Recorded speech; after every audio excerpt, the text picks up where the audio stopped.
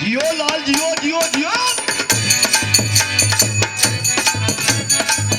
बहुत अच्छे बहुत अच्छे बहुत अच्छे, जियो शेर जियो। अरे जियो लाल जियो।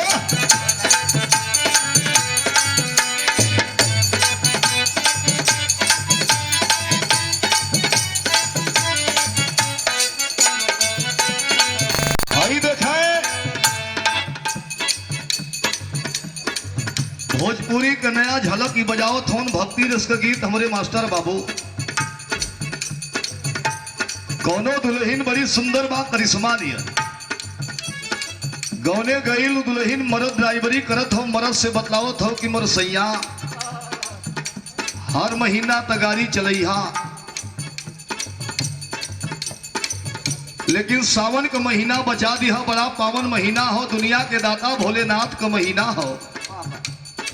देखा था रोडे पर तमाम भक्त कंधे पर कांवर लेके जात हवन जलाभिषेक करे, तोहरे हाथ से ड्राइवर सैया के भक्त चोटी हो जाई तो बड़ा दुख होई न। ये लिए दुल्हन समझावत बा मरद के का, रोड पे कंवरियन का भीड़ लगल बा, रोड पे कंवरियन का भीड़ लगल बा, गाड़ी चलावा न तेज पिया ड्राइवर हो। अरे बहुत अच्छा जियो।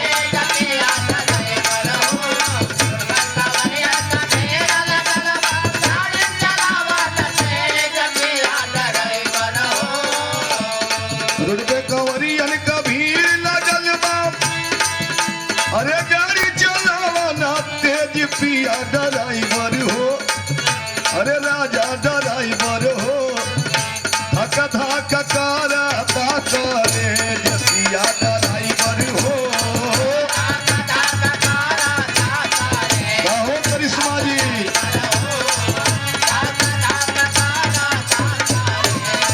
अरे जियो लाल जियो।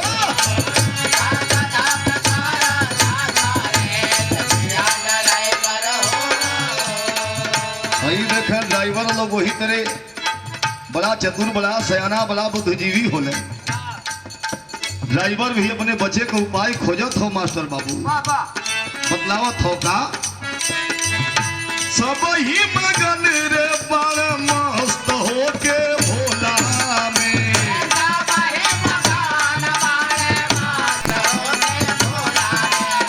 अरे जिया जियो।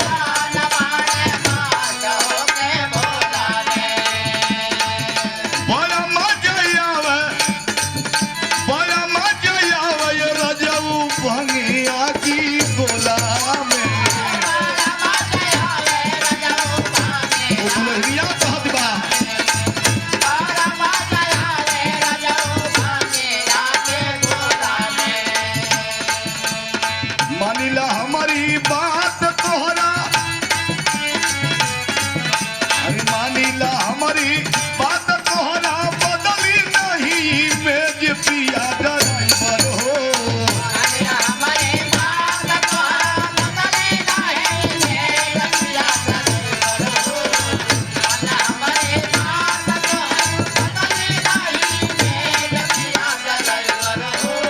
मानिला हमारी बात तोहरा, बदली नहीं मेज पिया ड्राइवर हो, अरे राजा ड्राइवर हो, धक्का धक्का करा करे पिया ड्राइवर हो।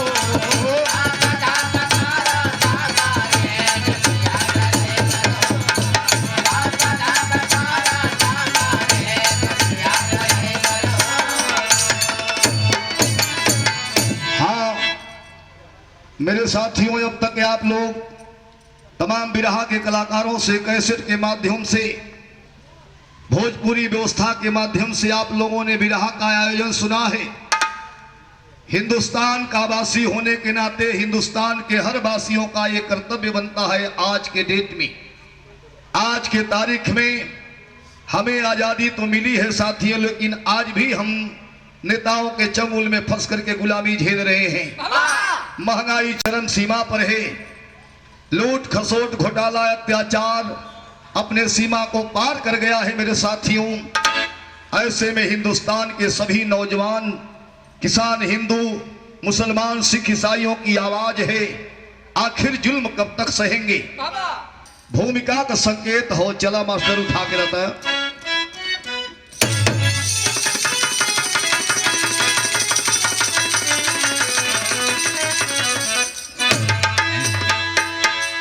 कितना सहन कर रहे भारतवासी, फांसी पर झूल के दिलाए आजादी, खुद जुल्म करते थे गोरे यहीं पे, जन जन में क्रांति की बाजी मुनादी, गोरों के चंगुल से फुर्सत मिली तो पहन कर के लुटने उतर आए खादी, घर घर में खिले कमल सबकी मनसा, उतरे हैं मोदी समर से हरा पाधी।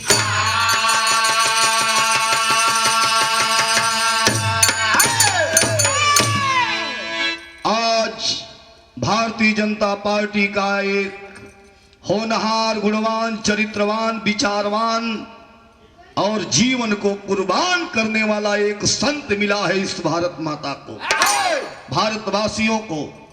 आज तक तमाम लोगों ने लूटा है। यहाँ बिरहा में थे नई गजल लग गई, जौन हमारे विशाल भैया, मुरारी भैया का बड़ा प्रेमी का गीत हो। कौन गीत बाला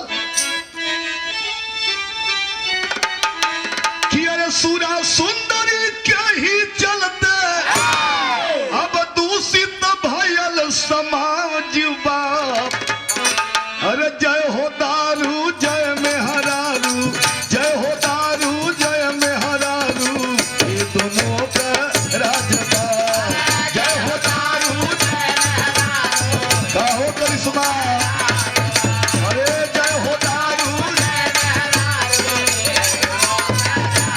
लाला जी हो,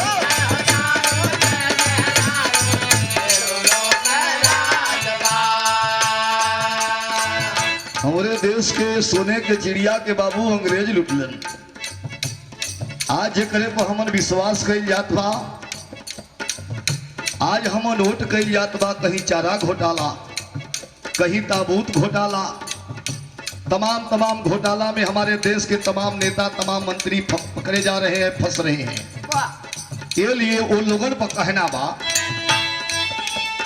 नेता लुटल अपार दौलत,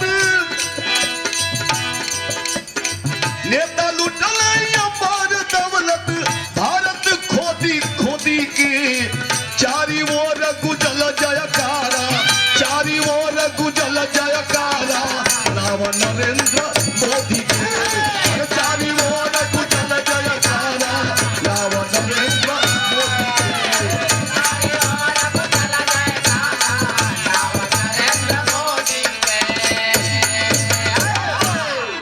हर मजहब का नारा है, देश का केवल मोदी हमारा है।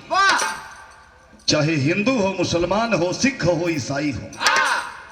आज मोदी जी के जीवन परिचय पर संकेत कवि जी की लेखनी आगाह करते हुए, मोदी जी किस परिवार में पैदा है, संकेत हो चला लालता। बहुत अच्छे जियो से।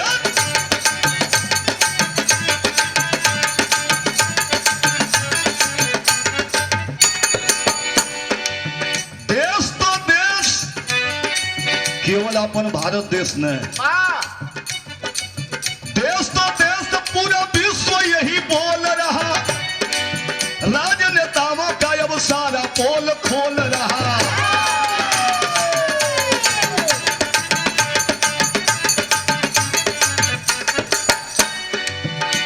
तमाम लोगों को देखे हैं पेपर के माध्यम से, पत्रिका के माध्यम से, टेलीविजन के माध्यम से, मीडिया वालों के सहकर्मियों के माध्यम से देख रहे हैं। आज बाबू देश का हालत का बा, सबका निगाह टिकल बा कि करे पर सपूत सच्चा मिला देश का जो हीरा है, सपूत सच्चा मिला देश का जो हीरा है, गरीब का बेटा जो जनता सबकी पीरा है। कहल गई देहात में कहावत, जे करे पाँव न फटी बेवाई ते का बूझी पीर पराई। गरीब का बेटवा नरेंद्र भाई मोदी कहाँ पैदा भइलन?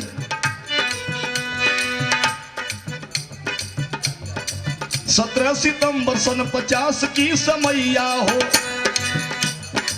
17 सितंबर सन 50 की समैया हो, चरित्रवान बेटा पवली भारत मैया हो।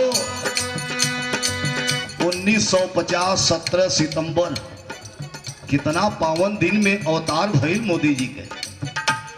जौने दिन के पूरा देश के लोग बाबा विश्वकर्मा के प्रतिमा बना के धूप कपूर दिया फल फूल चढ़ा के पूजा अर्चना करल है, वो है बाबा विश्वकर्मा जी, जे तमाम चीज के आविष्कार कैलस अपने कर कमलों द्वारा। धन्य है परिवार के लोग। मोदी जी का जन्म भइल बाबू 17 सितंबर 1950 को। जन्मे वार्ड नगर बॉम्बे की सहरिया हो, जन्मे वार्ड नगर बॉम्बे की सहरिया हो, दामोदर मूल की पुलकित भय नजरिया हो।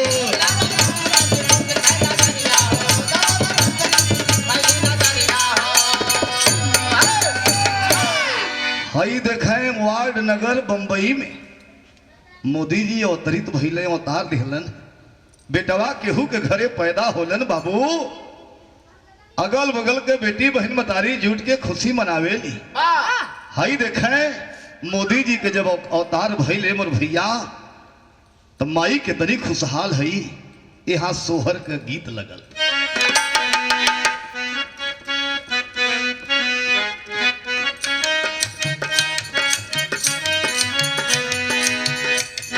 कहना बा बेटी बहिन मतारी देहात में गावेली।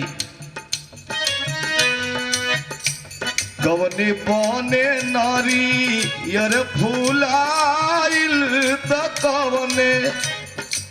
इते आप लोग रेडियो कार्ड से सुनला गनवा, लेकिन हई गनवा का भाव देखें। माता हीरा बेन खुशी भइली त मन मुसुकाइली न। अरे वह माई जेकर नाम मिलल कवि जी बतौलन कि हीरा बेन, बड़ी खुशहाल हो माई। माता हीरा बेन मुसुकाइली त मन में हरसाइली।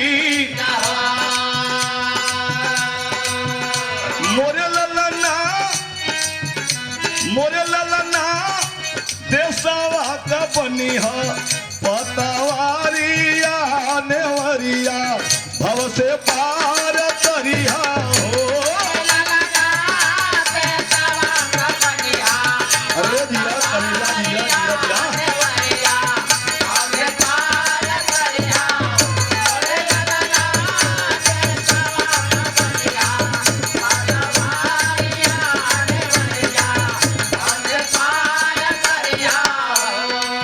जवन शक्ति बा माई की, दामोदर जी की, लोग मिठाई पर पकवान चलावत हवन, पड़ोस में लोग बंटवावत हवन, लेकिन माई तेल बुकवा मोदी जी के नहिये में करत है। एक ठे चीज मांगत है। 17 सितंबर विश्वकर्मा जी का दीना।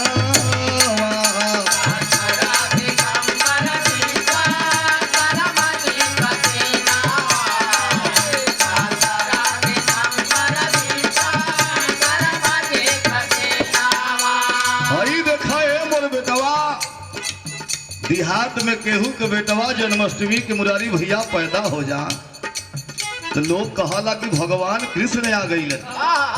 चैत रामनवमी के केहू के घरे बेटवा पैदा हो जा, तो लोग कहला साक्षात भगवान राम के अवतार हो गई। लेकिन हई तकदीर देखे बाबू, वह विश्वकर्मा जी 17 सितंबर के पैदा होके तमाम, चाहे ढोल बा, चाहे हारमोनियम बा, चाहे गाड़ी बा, चाहे कल बा, चाहे कारखाना बा, तमाम चीजन का आविष्कार कैलन। इतना ना मोर भैया द्वारिकापुरी बनौलन। इंद्रपुरी बनौलन, भगवान राम का धनुष बाण भी बनौलन, चक्र सुदर्शन भी बनौलन। माई तमाम बात बाबा विश्वकर्मा जी का सोच के कहत है का 17 सितंबर विश्वकर्मा जी का दीना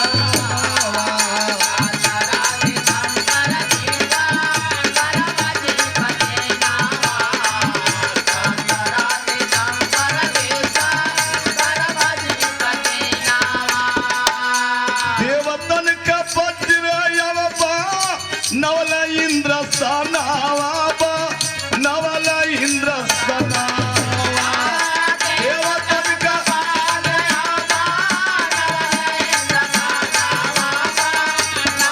अरे दिया करेगा दिया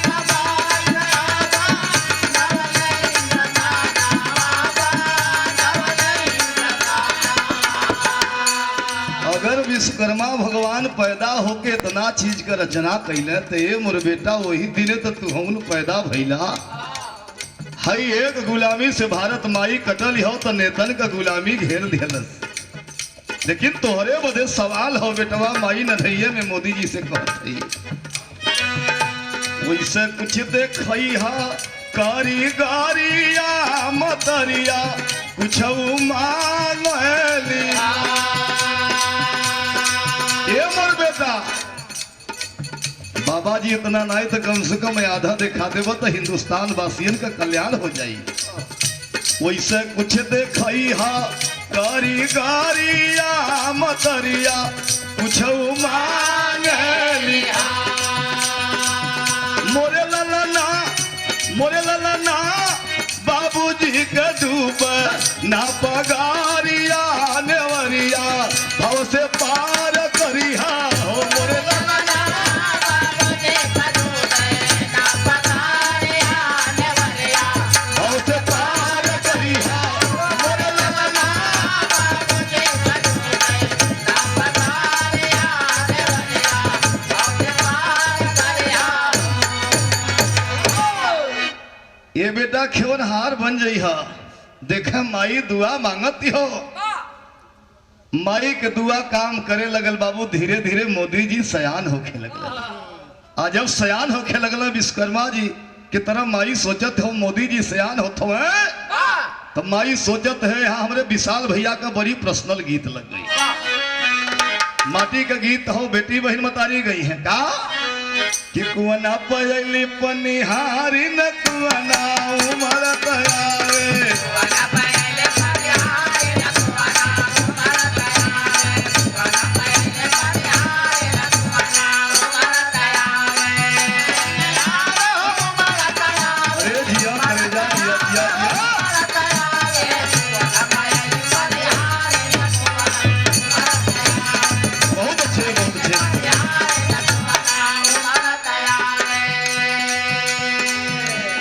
हई देखा धीरे धीरे हिंदुस्तान में आफत शुरू हो गई। काय आफत भइल बटे लागल जिला सहरिया हो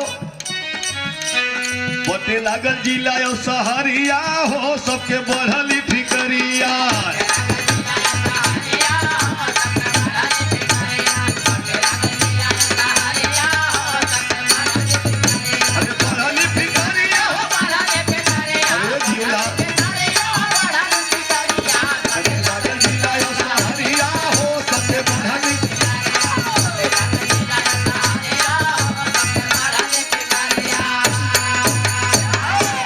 जिला बटे लगल प्रांत बचे लगल बंबई भी बटल बाबू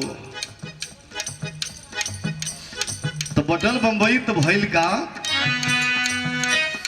बॉम्बे से बच के गुजरात भइला भाई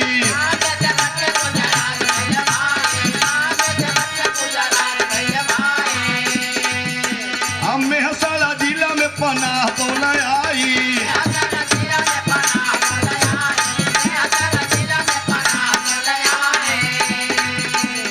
मोदी जी का बंबई छूट गई प्रांत हुआ गुजरात मेहसारा जिला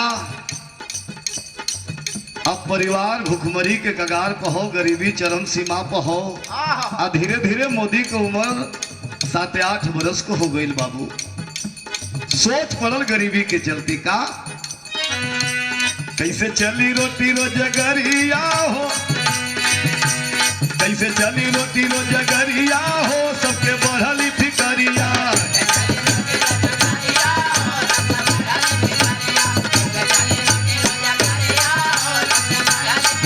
अरे बढ़ली फिकरिया हो, बढ़ली फिकरिया। अरे दियो से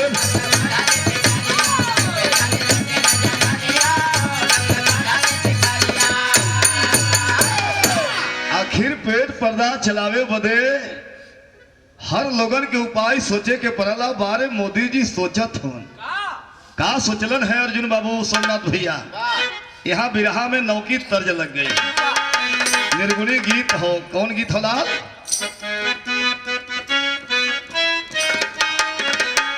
आप लोग निर्गुण सगुण दोनों को मजा ले लिया। विशाल भैया का संकेत हो, करिश्मा नियर कोनो बड़ी सुघर दुल्ही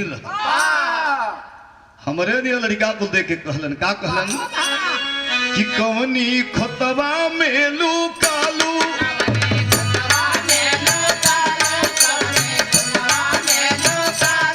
चिरई दूध मलाई खालू,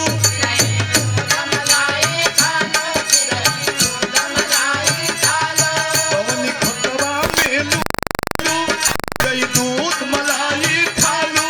यही बाजार में एक दिन पूछी नाही केहू सन तार में हो।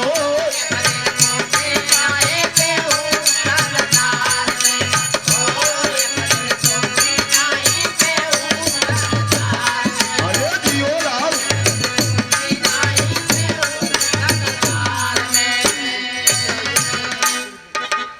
हई देखें मोदी जी जब मेहसारा जिला में अलन है तो भैल का बिरहा में भाव लगल। जस जस बढ़े ले उमरिया,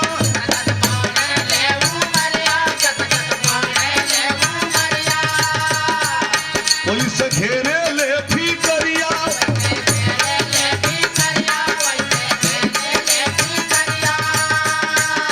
जस जस बढ़े ले उमरिया, वैसे घेरे ले फिकरिया। दिन रात हो नेता लूटत बाटा कई के जात पात हो, कई के जात पात हो, लूटत बाटा। ये मोर भैया मोदी जी चाय पियावत हवन लोगन के। वाह रे मोदी जी, किशोरा अवस्था से जे गरीब के पास पैसा न रहे पैसा भी दे दे। मदद में लग गई ना लोगन के जुबान से निकले लगल बारे कोई के बेटा ना बा सच्चा देश के नेता बा। कहल गई कि अरे भारत को नरेंद्र मोदी चाहिए, अरे भारत को नरेंद्र मोदी हो, भारत को नरेंद्र मोदी चाहिए। जैसे महाभारत में मिले श्याम को भारत,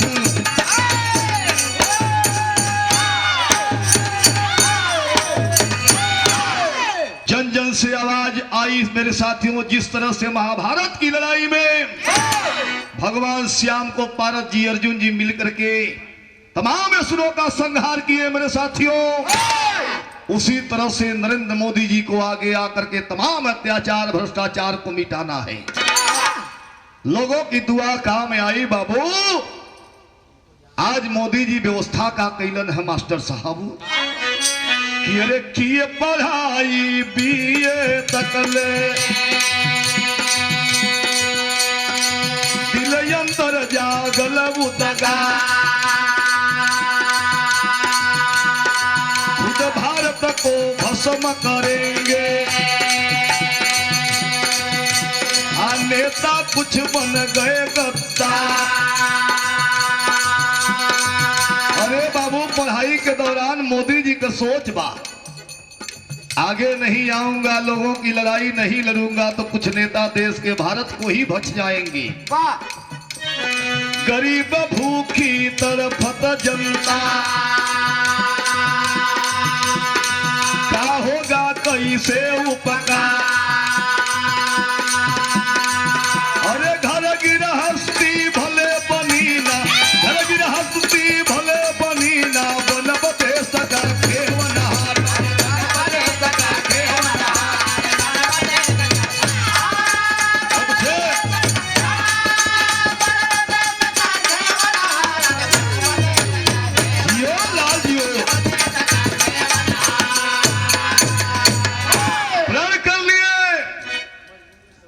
जीवन कुंवारा रह करके शादी के मोह बंधन में नहीं फंसूंगा। देश का पहला सेवक जीवन को समर्पित कर दिया हिंदुस्तान की माटी के लिए, हिंदुस्तान के वासियों के लिए। प्रण करिए कर लिए मेरे साथियों। कुछ देखहरू दुआरे पे आ गई, चाय बाबूजी पियावत हवन, मर मिठाई खियावत हवन। बेटवा मोदी तोहार पर देखहरू ने आइल हवन। बाहरे मोदी जी कहलन बाबू बियाह न करब जोगी बन के, सच्चा सेवक भारत माई के बनब।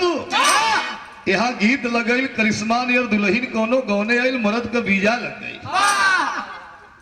लोग कहलन कि अरे कोई सिंगार पटार छोड़ दिलो, दुल्हन बतलावती हो। का बतलाव ले बा कि कजरा वही दिनावा दे, अरे कजरा वही दिनावा देव जहिया बलमा घरे आई है।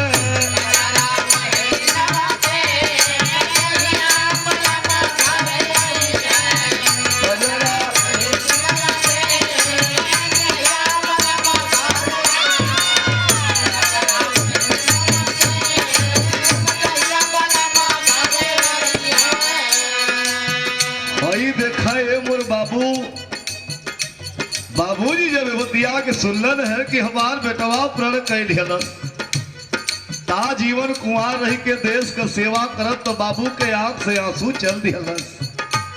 बाहरे गरीबी कैसो बर देखलू अइलन तो मोदी जी कई नारा निकल गई। बाबू भइले लाचार, बाबू भइले लाचार, मोदी का सुन के जी करिया।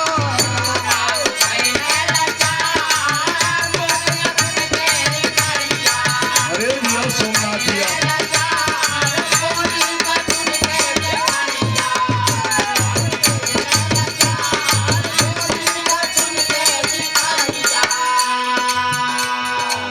ई खबरिया जब घरे में माई सुन ले हो, माई रोवत हो बेटवा ई का प्रण कैली हला। अरे माई ओ भाई के चिंता समाई,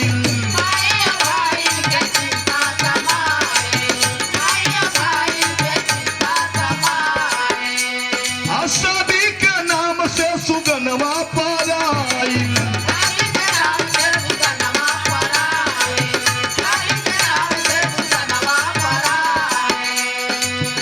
कैसे रही है कुआं, कैसे रही है कुआर, बेटवा का सुन के जी करिया। कैसे रही है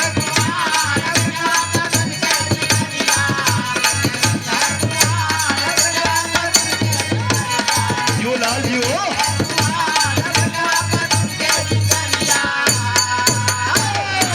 अरे बाबू परिवार में शोक का लहर आ गई। माई बाबू सोचलन हमार बेटवा देश बदे इतनी बड़ी कुर्बानी जो केवल एक कोई इक्का दुक्का संत ही कर सकता है, साधारण इंसान तो नहीं कर सकता। लेकिन माई जो बचपन में मंगले है, विश्वकर्मा जी को उपाधि दिहले है, माई का सपना धीरे धीरे पूरा होता। लेकिन माई माई होले फिर भी समझावत हो। क्या समझावत हो बोला?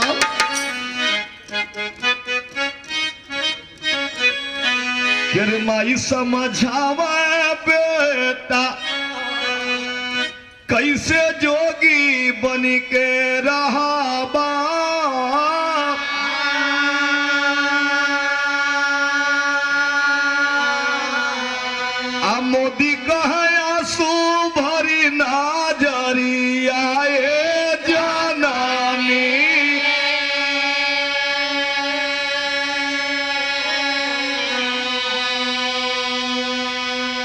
माई हमार चिंता करत है ते आ तोहे चिंता मोरा मोहे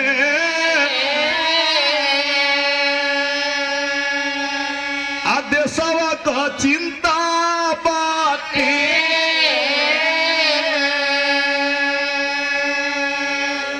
खेब के भारत का नेवारी आए जाना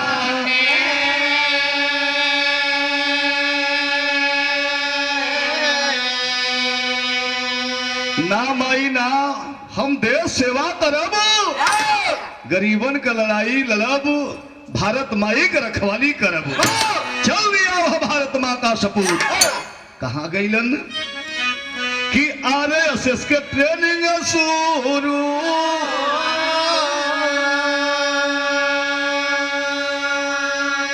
कैला पहली बेरिया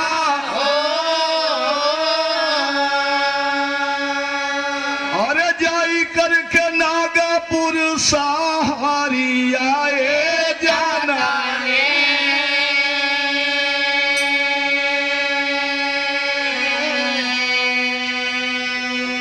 RSS की ट्रेनिंग शुरू किए नागपुर शहर से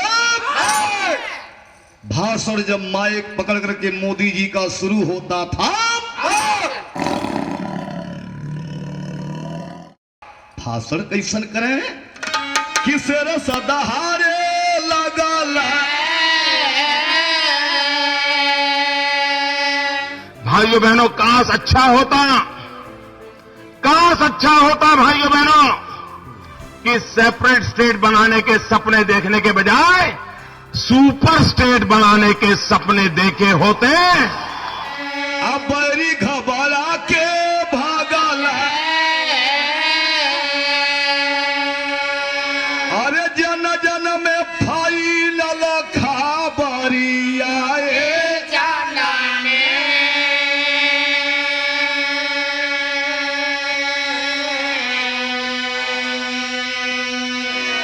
भाषण सुन करके लोग दंग रह जाते थे आभाग रह जाते थे चर्चा गूंजी पेपर के माध्यम से पत्रिका के माध्यम से रेडियो और टेलीविजन के माध्यम से तो बिरहा में गीत लगल कचकचवा कोनो अरे जिया लाल जिया कोनो करिश्मा ने दुल्हन अपने दुल्हा से कहत बा का कहलस मास्टर केतनो तू गंगा नहैब अरे केतनो तू गंगा नहैब पातर तिरिया ना पैबा राजा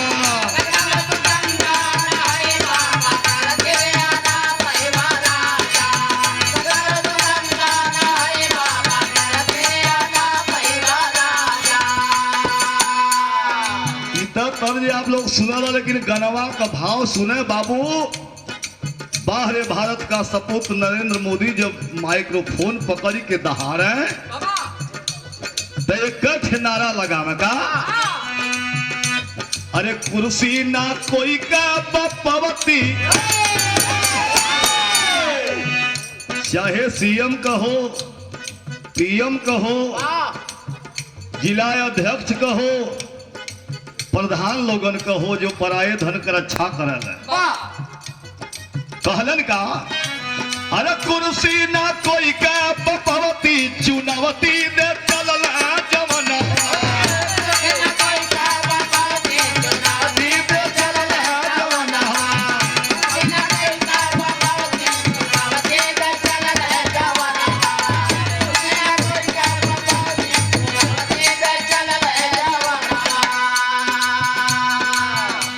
मेहनत रंग लाई लड़ते लड़ते संघर्ष करते करते किस नतीजे पर पहुंचे हैं सीएम गुजरात का पहली बार बनल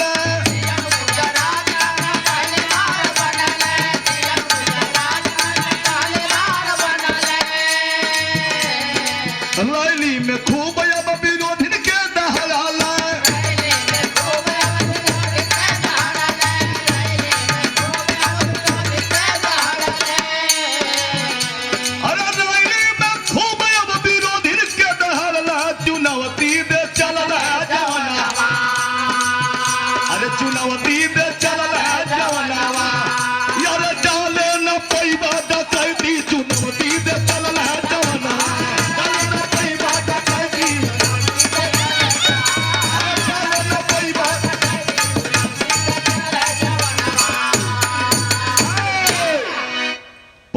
कुमार सीएम की कुर्सी पर विराजमान हुए गुजरात की सरजमी पर। नारा बुलंद हुआ, जन सैलाब उमड़ा है बाबू। चुनाव की तैयारी आज भी चल रही है, चलेगी। जगह जगह मंच लगा करके जन सैलाब उमड़ पड़ा भाषण सुनने के लिए। तो मिर्जापुरी चौलरिया लगे लाल कि रामा रामा अरे हो मोरे रामा, अरे गरजा से रसमर में कई के, गरजा से रसमर में कई के, जब ये लाना हो वतनवा क्यों के लूटे न दे बैना। गरजा से रसमर में कई के, कोई के लूटे न दे बैना।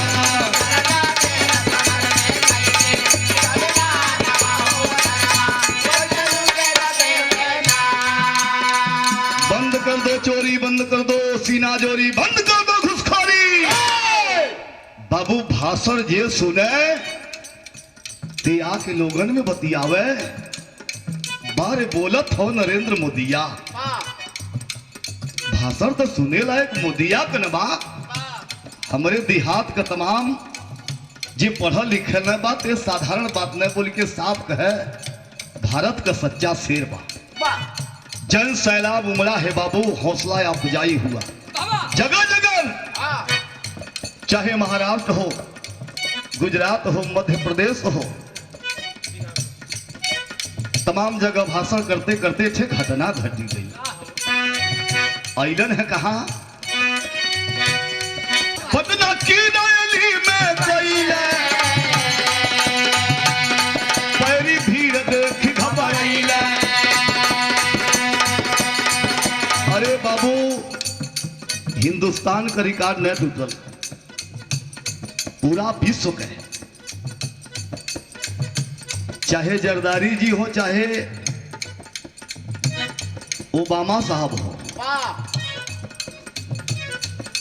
केहू के तनी भीड़ अब तक न जुटल। सब भीड़ जुटावे बदे तमाम मनोरंजन, चाहे बिरहा हो, कव्वाली हो या ऑर्केस्ट्रा हो, हीरो हीरोइन के उतारे न, लेकिन बारे मोदी भारत का शेर। तमाम रैली में लोग 10 रुपया 5 रुपया का योगदान देके मुरारी भैया टिकट कटावत हम लोग। नतीजा पटना वाली रैली में भइल का, पटना की रैली में गई पैरी भीड़ देख घबराइला। घाती ऐसन घात कमैला, चारी ओर बम बिछवला। जो ही मंच पर मोदी जी भाषण दे रहे हैं, धमाका शुरू हुआ। बारे बिहार के माटी के जवान, अब बारे भारत का शेर नरेंद्र भाई मोदी माइक्रोफोन नहीं छोड़े। सशक्त नमन है बिहार की जनता को, कोई एक को पीछे नहीं हटाया। नारा बुलंद लोगों ने किया। मोदी आप बोलते रहिए, तजब प्राण भले ही, तजब प्राण भले ही हटल, तजब प्राण भले ही हटल, ना जवान हो ना कई के लूटे न दे बहना।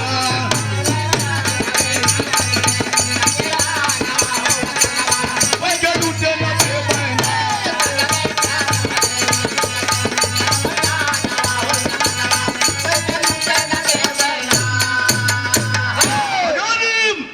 भीड़ से आवाज निकली, मेरे देश का अगर उधम सिंह शहीद हो सकता है, देश के लिए सुभाष चंद्र बोस शहीद हो सकते हैं, भगत सिंह फांसी पर झूल सकते हैं, तो हिंदुस्तान की जनता अपने देश के लिए, अपने माटी के लिए, अपने वतन के लिए नरेंद्र भाई मोदी के साथ मर मिटने को तैयार है।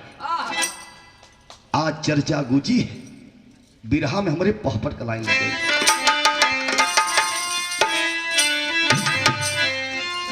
अरे नरेंद्र मोदी की चल पड़ी है आधी पूरे भारत में, नरेंद्र मोदी की चल पड़ी है आधी पूरे भारत में, अब ना कोई कोई कर पाई बर्बादी पूरे भारत में।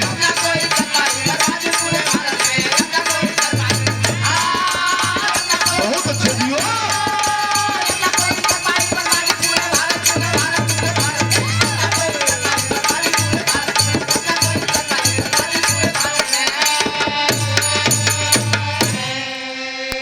विधानसभा के चुनाव में तमाम प्रांतों से भाजपा को भारी जीत मिली है। हमारा हिंदू समाज नहीं, लोग कहा करते हैं भारतीय जनता पार्टी मुस्लिम विरोधी है, हम नहीं मानते।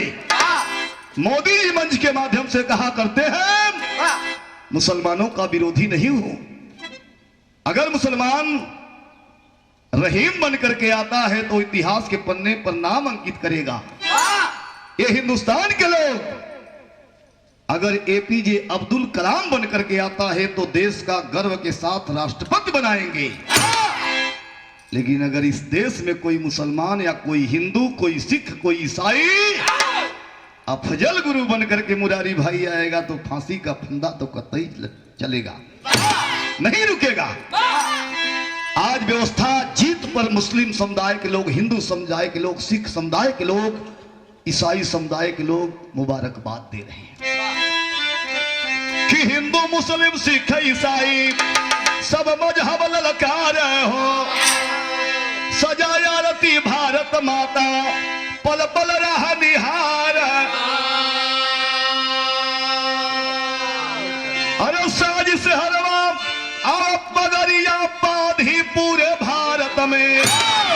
आया बना कोई कर पाई बर्बादी पूरे भारत में। भारत माता ऐसे सपूत के लिए आरती सजा करके इंतजार कर रही है। दिल्ली की गद्दी पर कब मेरा बेटा विराजमान हो, फैसला आप लोगों को करना है। हमारे तमाम पार्टी के लोगों ने कहा एक चाय बेचने वाला देश का प्राइम मिनिस्टर बनेगा। आप भी चाय बेचते हैं, आप भी किसानी करते हैं, आप भी मजदूरी करते हैं। केवल वही लोग नहीं मजदूरी करते हैं जो भोली भाली जनता का वोट लेकर के और उनके खून को चूस रहे हैं। ये लिए कहना बा मोदी जी बदे लाइन लिखल गए मास्टर, बहुत अच्छे। कि अरे हौसला बुलंद जे करी, हौसला बुलंद जे करी अहोला दुनिया में भैया।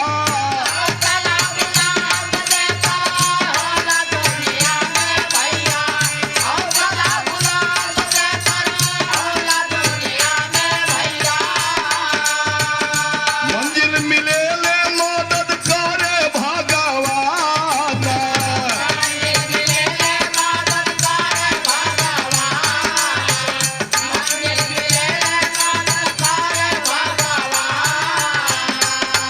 जो लोग टिप्पणी करते थे चाय बेचने वाला देश का प्राइम मिनिस्टर नहीं बन सकता, देश का रखवाला नहीं बन सकता, आज जन सैलाब ऐलान कर रहा है। क्या चाय बेचवा देश, चाय बेचवा देश, बेचवन से बढ़िया बाबू।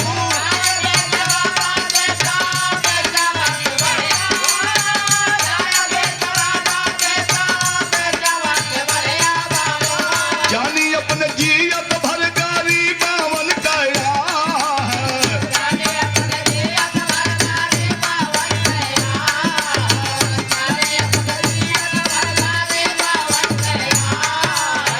विश्व का रिकॉर्ड सब, विश्व का रिकॉर्ड सब नेता लोग कटुटी हो गई है।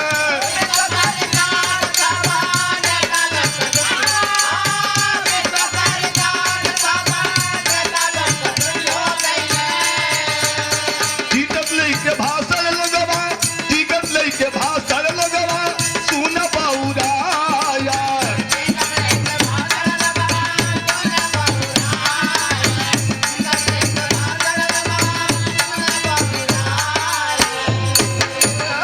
आज बाबू पूरे देश में किसी नेता के मंच पर, किसी नेता के महफिल में, किसी नेता के भाषण को सुनने के लिए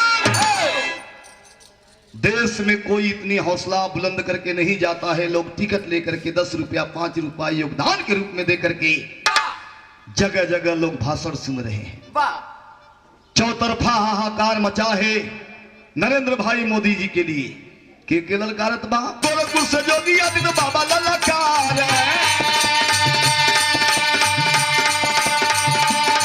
अरे जियत न जाई पाई देशवा का साना,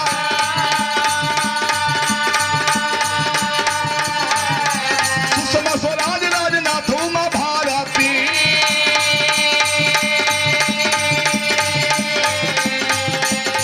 अरे लक्ष्मी वाजपेयी नितिन कल्याण,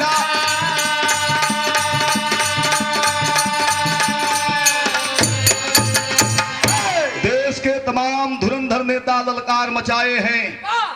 जन सैलाब के बीच में बिरहा गायक राम सिंह यादव नरेंद्र भाई मोदी के लिए आप लोगों को संकेत कर रहा है, हाथ जोड़ करके आराधना करना है अपने लिए नहीं, देश के लिए नहीं, अपने बाल बच्चों के लिए।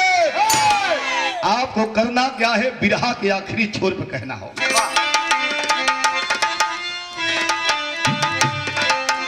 कि अरे सब ही जात पात बिसरा के नमो नमन का जाप लगा के पाके मोदी जसरत नवा न भूलैया भैया,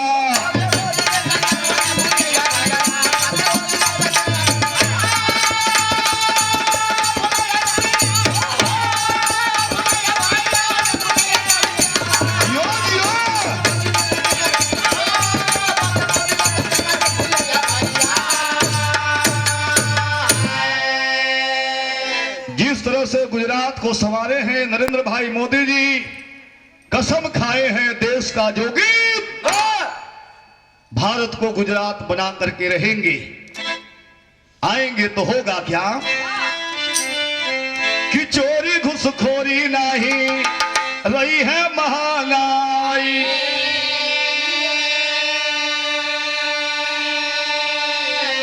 अरे पूरा भारत देश गुजरात जैसा हो जाई,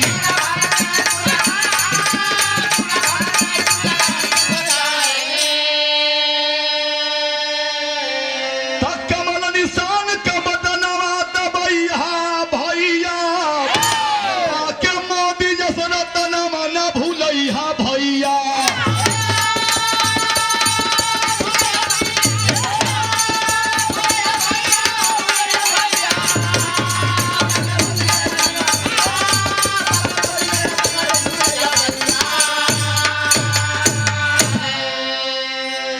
तो कहना है मेरे साथियों, गुरु बिहारी गुरु रमन हीरा के कुसुम किया,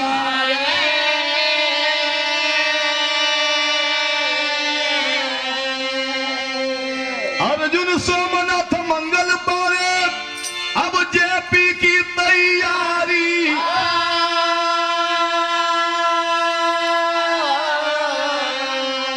अरे भारत को नरेंद्र मोदी चाहिए, अब भारत को नरेंद्र मोदी चाहिए, यादव राम सिंह सब भूल गए स्वार्थ को भारत